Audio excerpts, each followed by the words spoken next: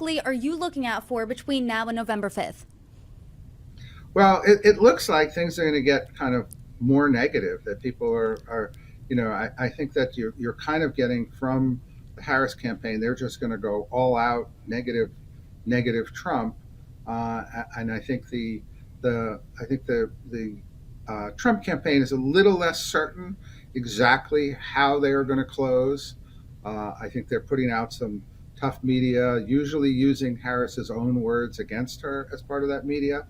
But I don't think it's interesting as always. Trump is going to do these mass rallies in key swing states. So I think it's a little less clear. Harris also tried to deal with some of her weaknesses in the minority community with this whole kind of black male agenda. Although I think it kind of came off as a bit clownish in terms of calling black men out.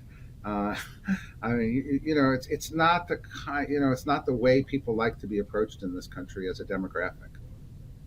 I was speaking with one of your colleagues, HarrisX founder and CEO Dritan Nesho, earlier this week about this poll, and he made an interesting point. He said right now Harris has the momentum, but Trump has the advantage. So I want to pose the question to you as we sit here right now, less than 3 weeks out. What would you rather have, the momentum right now or the advantage?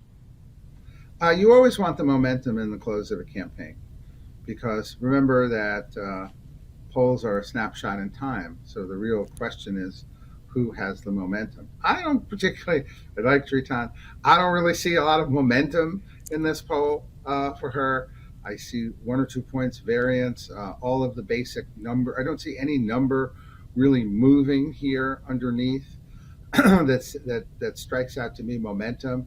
If we saw really kind of something move dramatically on some of the foreign policy or other things or on the economy, so I don't think anybody has momentum. I think this is one of those football games where where they're fighting for every yard, and there's no ability to pass, and it's going to be people who tackle each other like fighting it out for that last 1 yard, and anybody who tells you that they know how this is going to come out is really just like flipping a coin more or less.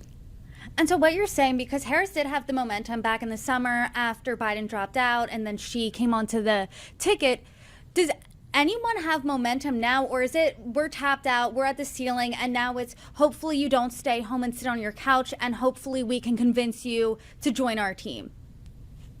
Yeah, no, you're right now at both ceilings where the ground game makes a difference, the individual swing states make a difference. I don't think there are going to be any October surprises here. I don't think this interview was a game changer, either way.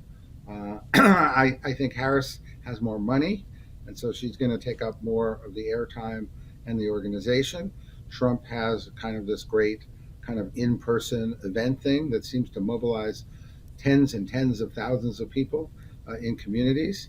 And I think ultimately now it may come into whether or not the Democrats have an advantage out of the mail in vote or whether or not the Republicans have effectively neutralized the mail in vote advantage. If they haven't, it's a serious gap where they're losing 1 or 2 points an election, and those 1 or 2 points are the difference between winning and losing.